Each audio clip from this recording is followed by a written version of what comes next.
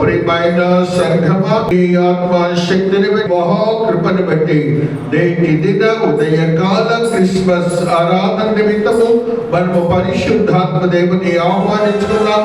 ఆయనే ఈ ఆరాధన క్రమాన్ని నడిపించులాగున ఆయన స్వాధీనంలో మనముండి ఆత్మవశులపై కృపావరములతోనూ ఆత్మవరములతోనూ నింపబడిలాగున ఆ మహాదేవుని దినాన ప్రార్థన ద్వారా ఆహ్వానించుకుందాం. ఆయనకు సంఘంలోను లోకంలోను మనము సాక్షులుగా ఉండులాగున ఆత్మతో నింపబడిన వారిపై నిత్యము ఆయనను ఆరాధించే వారిలో ఉండులాగున ఆ మహాదేవుని మనము ఆహ్వానించుకుందాం. ప్రార్థన ద్వారా దీని దాసుడు సైమన్ పాస్టర్ గారు మన మధ్యన ఉన్నారు. దాసుడు మనలను ప్రార్థనలు నడిపిస్తారు. ప్రార్థన. కృపా సత్య సంపన్నుడా, పునరుత్థాన ప్రభావం కలిగిన త్రియేక దేవా, మీ ఘనమైన పాదముకు వందనాలైన మీ బిడ్డలమైన మమ్మల్ని ప్రేమించి లోకరక్షకుడైన క్రీస్తును మా కొరకు జన్మింపజేసావు తండ్రి.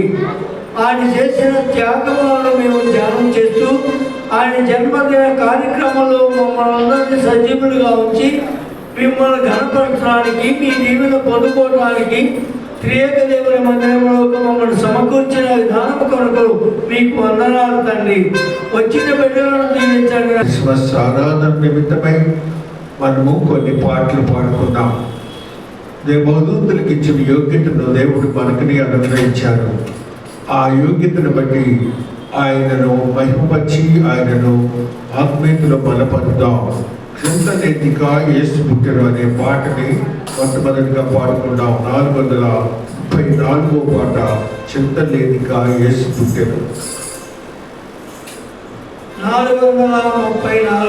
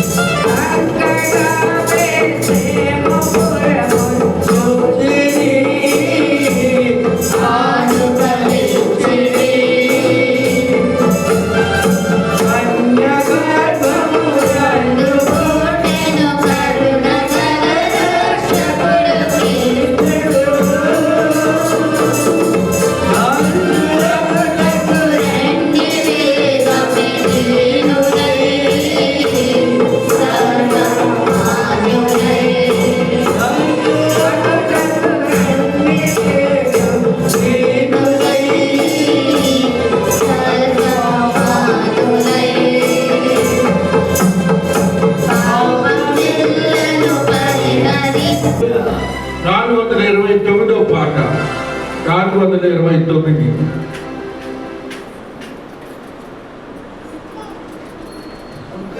సంతోషించుడి, అందరూ నాతో సంతోషించుడి అనే పాటను పాడుకుంటాం. సంతోషించుడి అందరూ నాతో సంతోషించుడి, ఒక వింతకు కీర్తన పాడవలెను. సంతోషించుడి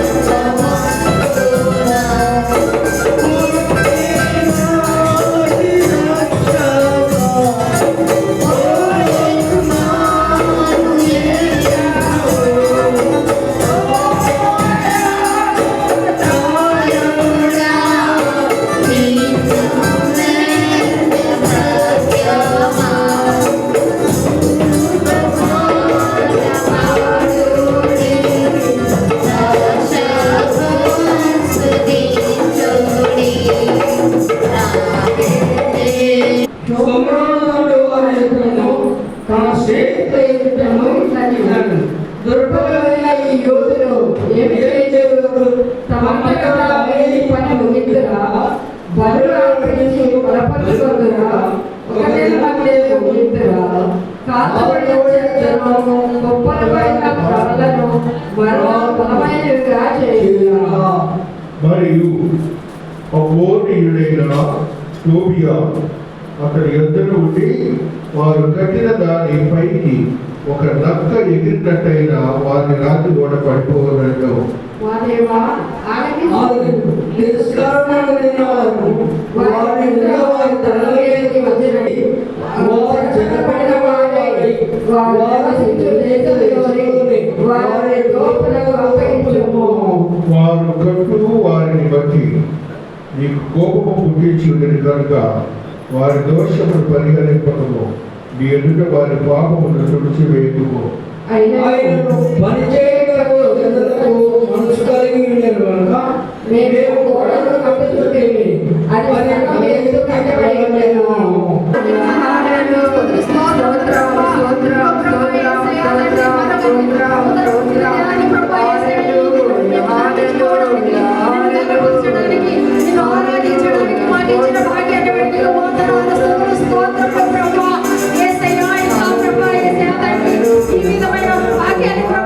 మాకు ఇచ్చినందుకు నీకు వేలాది వందనాలు, స్తుతులు, స్తోత్రములు, స్తోత్రములు, స్తోత్రములు. హల్లెలూయా, హల్లెలూయా, హల్లెలూయా, హల్లెలూయా. లోక రక్షకుడా నీకు వందనాలు, మా రక్షకర్త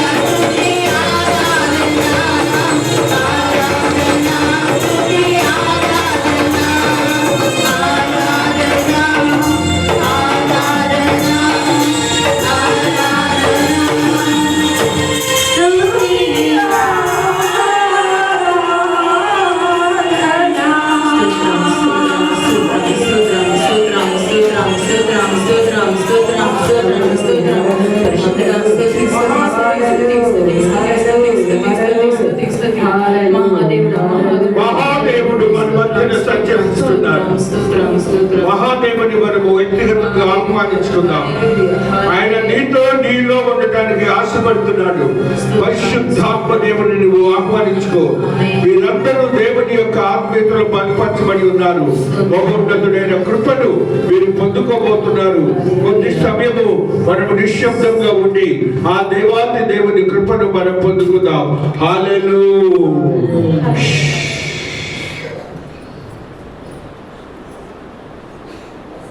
దాసురాలు మేరీ సహోదరి వాళ్ళను ప్రార్థనలో నడిపిస్తారు.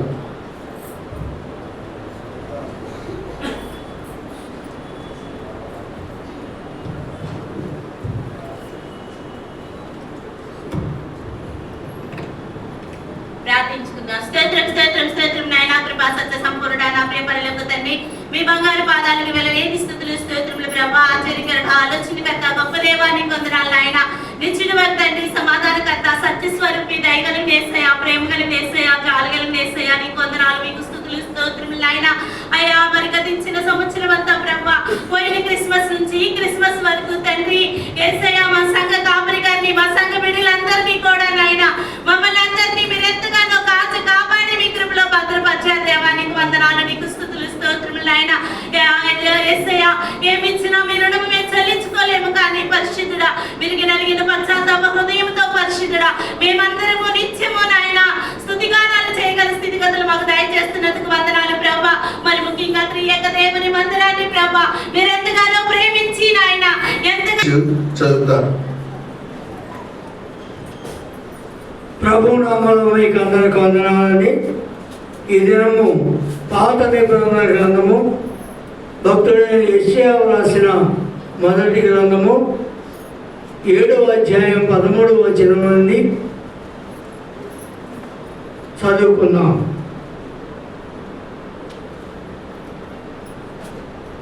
అతడు ఏలాగూ చెప్పాను, దావీదు వంశస్థులారా వినుడి, మనుషులను విసిగించడం చాలదు అనుకొని నా దేవుని కూడా విసిగించరా. కాబట్టి ప్రభువు తానే ఒక సూచన మీకు చూపును, ఆలకించుడి.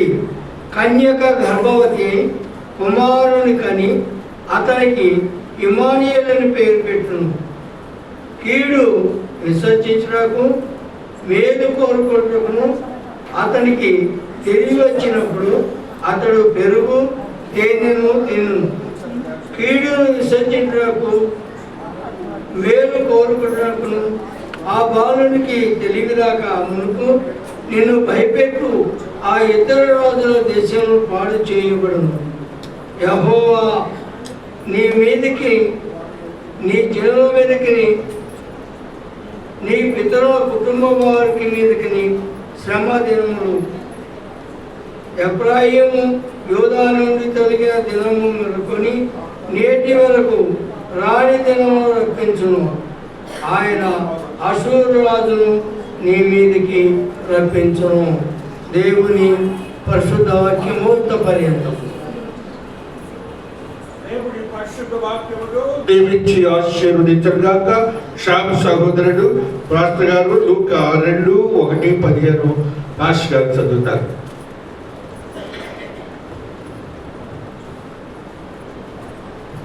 లూకా సువార్త 2వ అధ్యాయం 1-15 దాకా.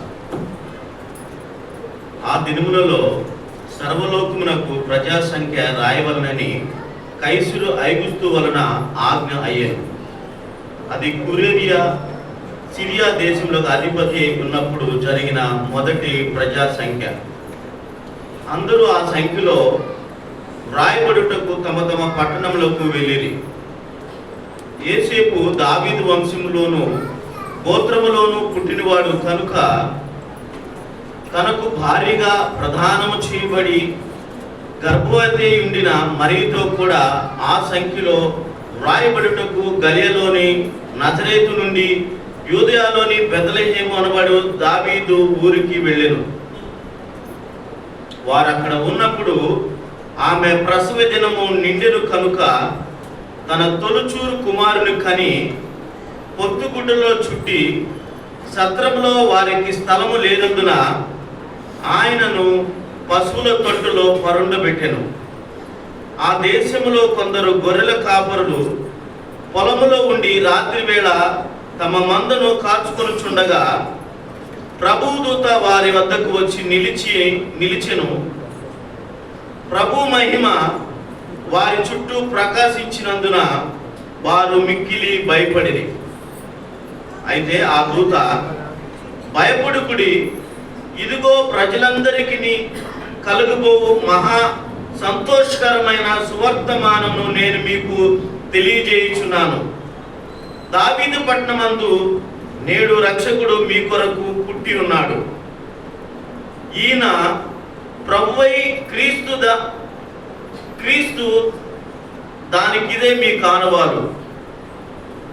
ఈయన ప్రభువైన క్రీస్తు దానికిదే మీ ఆనవాలు.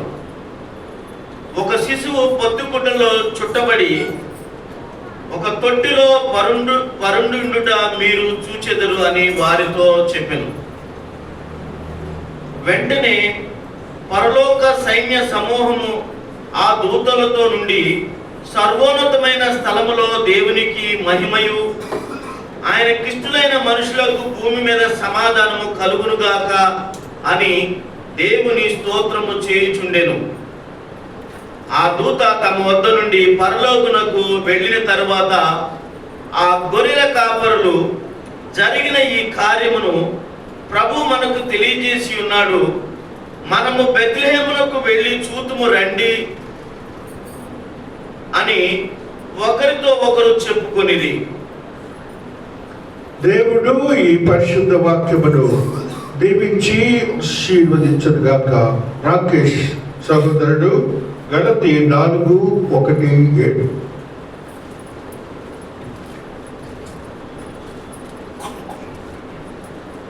మరియు నేను చెప్తున్నదేమనగా, వారసుడు అన్నిటికీ కర్తయ్య ఉన్నను, వారుడై ఉన్నంత కాలము అతనికి దాసునికి ఏ భేదము లేదు. తండ్రి చేత నిర్ణయింపబడిన జనము వచ్చే వరకు అటు సంరక్షకుల యొక్కయు గృహ నిర్వాహకుల యొక్కయు ఆధీనంలో ఉంటుంది. అటువలే మనమును బాలురమై ఉన్నప్పుడు లోక సంబంధమైన మూల పాఠములకు లోబడి దాసనమై ఉంటుంది. అయితే కాలము సంపూర్ణమైనప్పుడు దేవుడు తన కుమారుని పంపారు. ఆయన స్త్రీయందు పుట్టి మనము దత్తపుత్రులము కావాలని ధర్మశాస్త్రమునకు లోబడి ఉన్న వారిని విమోచించటకై ధర్మశాస్త్రమునకు లోబడి వాడారు. మరియు మీరు కుమారులై ఉన్నందున ఆయన తండ్రి అని మొదపెట్టి తన కుమారుని ఆత్మను దేవుడు మన హృదయంలోనికి పంపారు. కాబట్టి నీవిక దాసుడవు కావు, కుమారుడు అయితే దేవుని ద్వారా వారసుడవు. దేవుడు ఈ పరిశుద్ధ వాక్యమును దైవానికి స్తోత్రం స్తోత్రం స్తోత్రం స్తోత్రం స్తోత్రములు ప్రభా. గతించిన దినం క్రిస్మస్ నుండి ఇప్పటి వరకు మమ్మల్ని అందరినీ క్షేమంగా కాపాడారు ప్రభా. పలు విధమైన శోధనలు, అనారోగ్య బలహీనతలు కలిగినప్పటికీ కూడా తండ్రి మీ దయగల హస్తమును మాకు తోడుగా వచ్చి దేవా నేను ఎక్కల క్రింద భద్రపరిచి మమ్మల్ని సజీవులుగా మీ సన్నిధిలో మీ ఆలయంలో మేము చేరి మిమ్మల్ని ఆరాధించే భాగ్యము మాకు ఇప్పటి వరకు అనుగ్రహించినందుకు స్తోత్రం చెల్లించుకొచ్చున్నాం. వచ్చిన బిడ్డలందరిని బట్టి స్తోత్రములు నాయన. ప్రభాని దాసుడు వాక్యం అందించబోచుండగా మీరు ప్రభాని దాసునితో ఉండి ప్రభా పరిశుద్ధాత్ముడా మీరు సంఘముతో మాట్లాడమని ప్రభా ఈ వాక్యమును ప్రభా ఎంత దూరం అయితే ప్రభా దూర యంత్రము ద్వారా ప్రభా వినిపిస్తుందో ప్రభా వాళ్ళందరూ కూడా ప్రభా తండ్రి మీ యొక్క రక్షణను గూర్చి ప్రభా తెలుసుకునే భాగ్యాన్ని దయచేయమని ప్రభా చివరి వరకు కూడా మీరే తోడుగా ఉండి నడిపించమని యేసయ్య అతి పరిశుద్ధమైన నామమును బట్టి ప్రార్థించి వేడుకొచ్చున్నాము తండ్రి. ఆమేన్. ఆమేన్. ఈ దినమునకై ప్రత్యేక వాక్య సందేశకులు జోయల్ డి రాజు గారు ఉన్నారు. ఆయన వాక్యం అందించడానికి వస్తారు. ఆయన సంఘము అయిపోగానే ఇటు వస్తారు. అప్పటి వరకు మన యొక్క పిల్లలు డాన్సులు వేస్తారు, స్త్రీలు ప్రత్యేక పాట పాడతారు, చిన్నపిల్లలు ఒక ప్రత్యేక పాట పాడతారు. ఈ మధ్య కాలంలో ఈ యొక్క మొట్టమొదటిగా పిల్లల డాన్సులు ఉంటాయి. అందరూ కూడా వాళ్ళు బాగా తర్ఫీదు అయ్యారు. ఆ తర్ఫీదుని బట్టి మీరు వాళ్ళని అప్రిషియేట్ చేసి వాడిని ఎంకరేజ్ చేయాలని మహాదేవుడు కోరుతున్నాడు.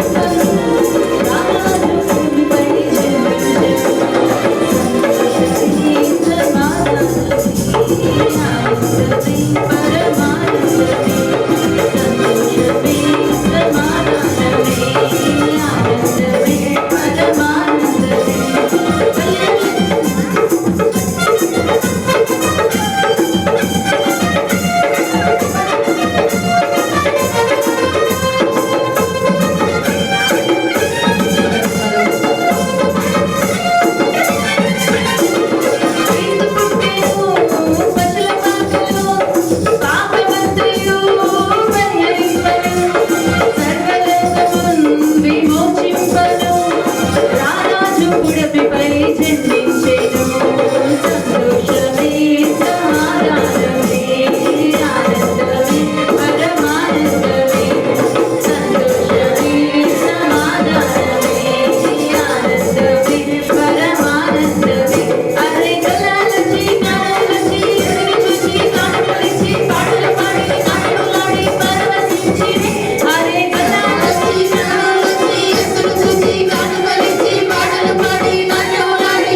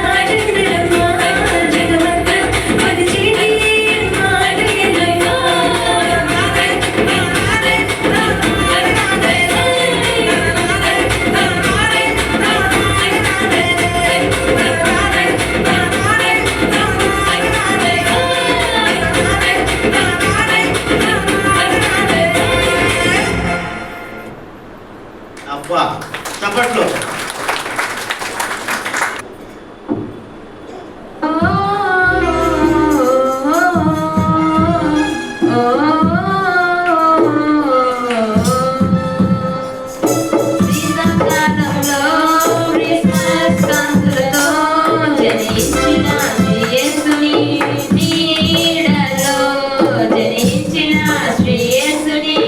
నీడలో చిగురెదు చింత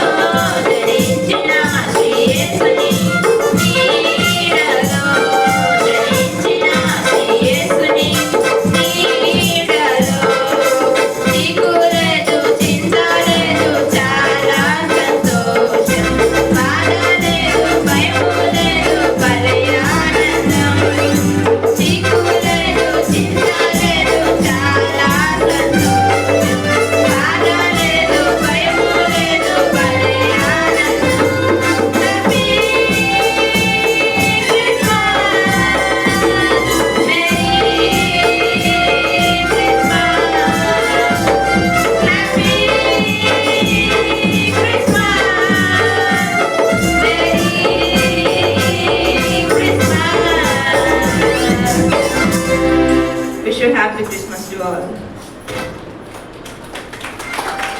వెరీ గుడ్, చాలా బాగా పాడింది.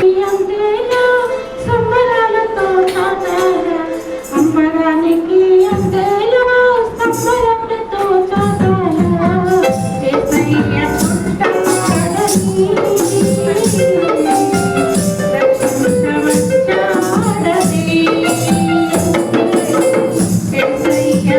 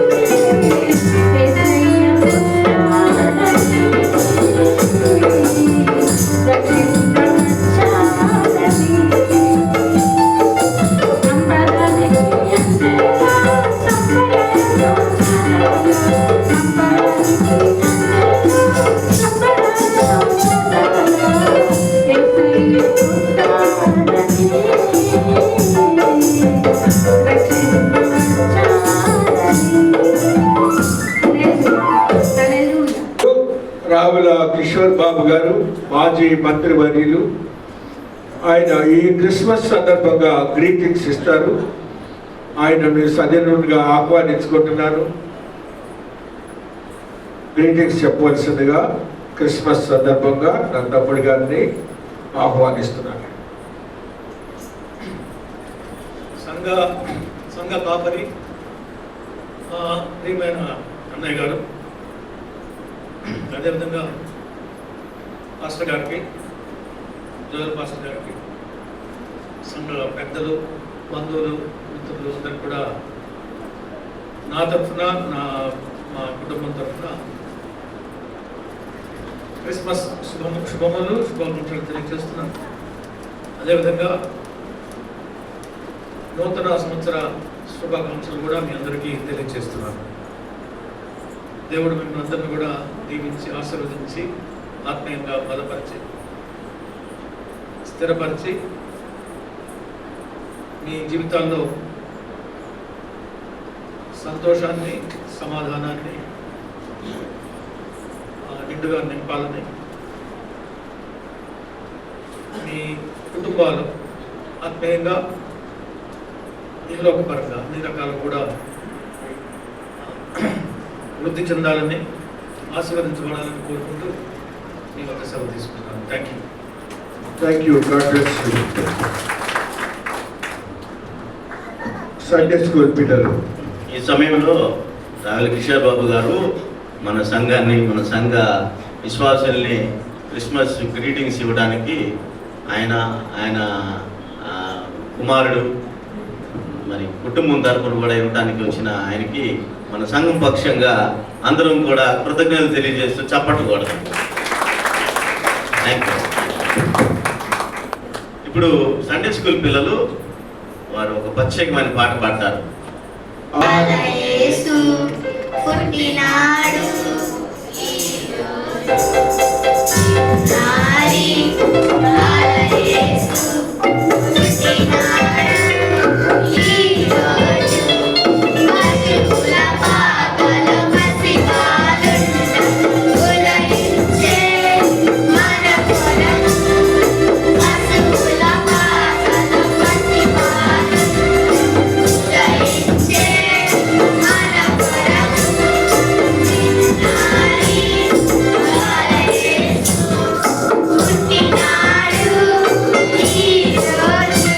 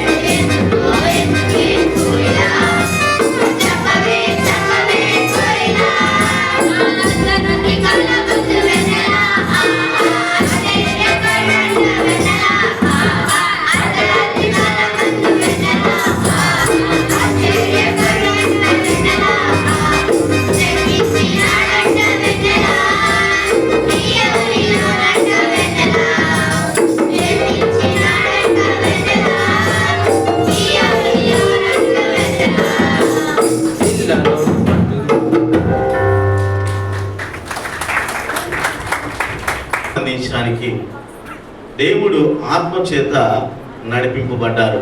మనం ఆహ్వానించాము వాస్తవమే, కానీ ఆహ్వానాన్ని ఆలోచించింది పరిశుద్ధాత్మ దేవుడు. వారి ద్వారా ప్రత్యేకమైన వర్తమానాన్ని మనము ఈ యొక్క క్రిస్మస్ సందేశాన్ని విని దాని ద్వారా మనం మహింపరచబడాలని దేవుణ్ణి వేడుకుందాం. అందరూ కూడా ఆయన ఆహ్వానిస్తూ చప్పట్లు కొడదాం.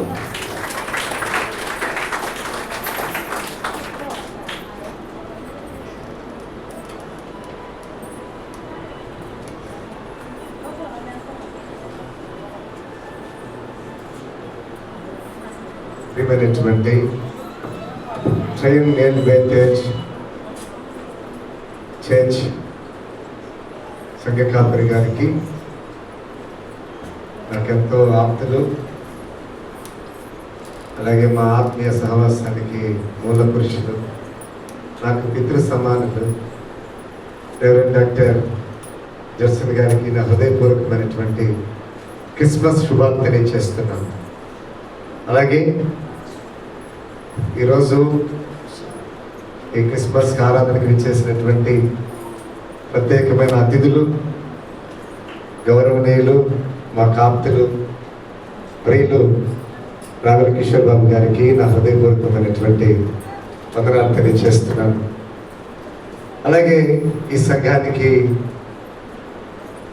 ఎంతో ముఖ్యమైనటువంటి మూల స్తంభాలుగా ఉన్నటువంటి సంఘ విశ్వాసులందరికీ కూడా, పెద్దలకి కూడా నా మనపూర్వకమైనటువంటి క్రిస్మస్ శుభాలను అందిస్తున్నాను. ప్రియులరా, క్రిస్మస్ అంటే ప్రపంచానికే పండుగ.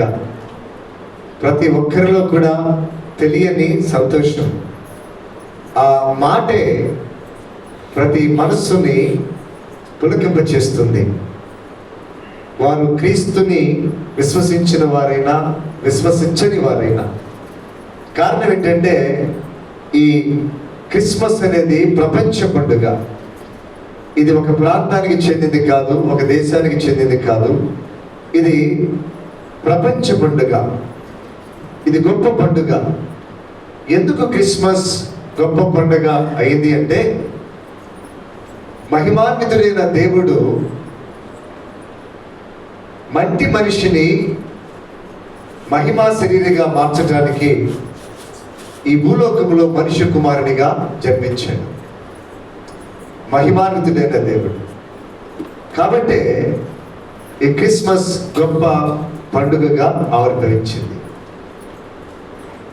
క్రీస్తు ప్రపంచ చరిత్రలో ఉన్నాడు.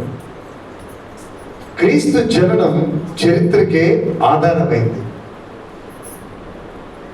ఒకవేళ దేవుణ్ణి విశ్వసించిన వారైనా విశ్వసించని వారైనా ప్రతి ఒక్కరు కూడా ఈ సత్యాన్ని అంగీకరించాల్సిందే. దానికి ప్రధానమైన కారణం ఏంటంటే, క్రీస్తు జననాన్ని ఆధారం చేసుకునే కాలం యొక్క క్యాలెండర్ అనేది ఆవిష్కరించడం జరిగింది. క్రీస్తు జననాన్ని ఆధారం చేసుకొని ఈరోజు మనం తారీఖు ఎంత అని అంటే వెంటనే చెప్తాం, డిసెంబర్ 25వ తారీఖు 2024 సంవత్సరం అని చెప్తాం. అంటే దాని అర్థం ఏంటి? ఇప్పటికీ 2023 సంవత్సరాల 11 నెలల 25 రోజుల క్రితం సృష్టికర్త అయిన క్రీస్తు ఈ భూమి మీద మనుష్య కుమారునిగా జన్మించాడు అని ప్రతి ఒక్కరు కూడా పరోక్షంగా ఈ సత్యాన్ని అంగీకరించాల్సిందే. కాబట్టి క్రిస్మస్ ఒక గొప్ప పండుగని చెప్పడంలో అతిశయోక్తే లేదు. ఇంకా ఒక మాటలో చెప్పాలంటే, సృష్టికర్త అయిన దేవుడు మానవునిపై కనపరిచినటువంటి ప్రేమ, రక్షకునిగా వచ్చిన క్రీస్తు మానవాళిపై కనబరిచిన ప్రేమ, అది ఏ వ్యక్తితో కూడా పోల్చడానికి సాధ్యము కాదు. అంత అద్వితీయమైనటువంటి ప్రేమ కలిగిన దేవుడు మానవాళిపై ఆయన ప్రేమను కల్వరి శిలువ రూపంలో కనబరిచాడు. అందుకే క్రిస్మస్ పండుగ అనేది చాలా గొప్ప పండుగగా ఆవిర్భవించింది. అలాగే ప్రపంచమంతా కూడా సెలబ్రేట్ చేసుకుంటూనే ఉంటుంది. ఈ లోకము నాశనమయ్యే వరకు కూడా, ఈ లోకము అంతరించిపోయే వరకు కూడా, క్రీస్తు రెండవ రాకడ వరకు కూడా ఈ క్రిస్మస్ పర్వదినాన్ని ప్రపంచమంతా కూడా సెలబ్రేట్ చేసుకోవాల్సిందే. ఆమేన్. పిల్లరా, ఒక సందర్భం మీ దృష్టికి తీసుకొస్తాను. దయచేసి లూకాసు వార్తకి రండి. లూకాసు వార్త 2వ అధ్యాయానికి రండి. 8వ వచనం నుండి 14వ వచనం వరకు ఎవరైనా చక్కగా చదివి వినిపించండి. ఆ దేశములో అంటే వాగ్దాన దేశమైన కనానులో, ఇజ్రాయెల్ దేశంలో కొందరు గొర్రెల కాపరులు పొలములో ఉండి రాత్రి వేళ తమ మందను కాచుకొనుచుండగా ప్రభువు దూత వారి యొద్దకు వచ్చి నిలిచెను. ప్రభు మహిమ వారి చుట్టూ ప్రకాశించినందున వారు మిక్కిలి భయపడిరి. అయితే ఆ దూత భయపడకుడి,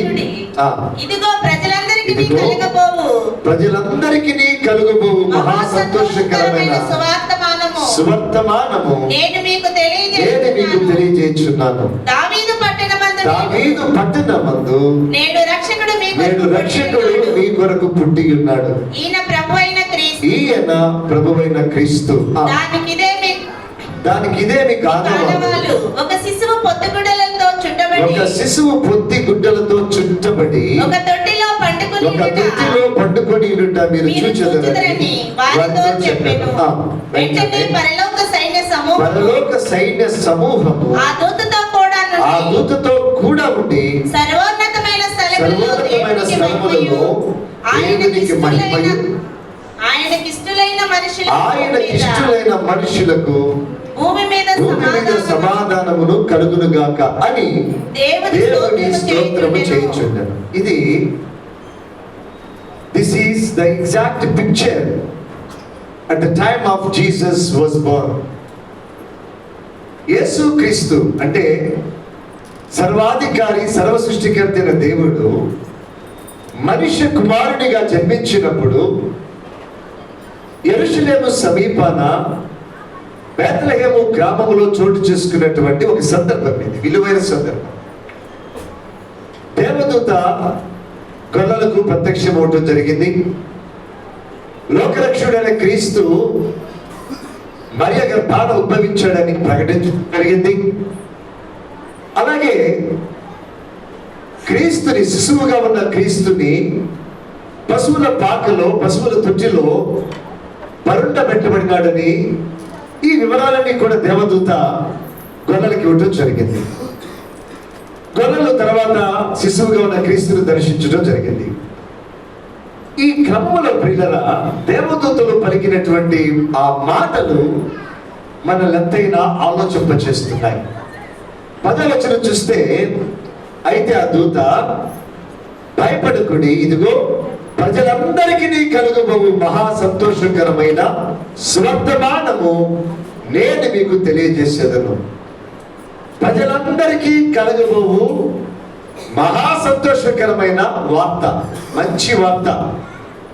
అంటే ఒక వర్గానికి కాదు, ఒక ప్రాంతానికి కాదు, ఒక వర్ణానికి కాదు, అలాగే ఒక దేశానికి కాదు, ఈ భూమి మీద సకల మానవ జాతికి కలగబోయేటువంటి ఒక సంతోషకరమైన వార్త.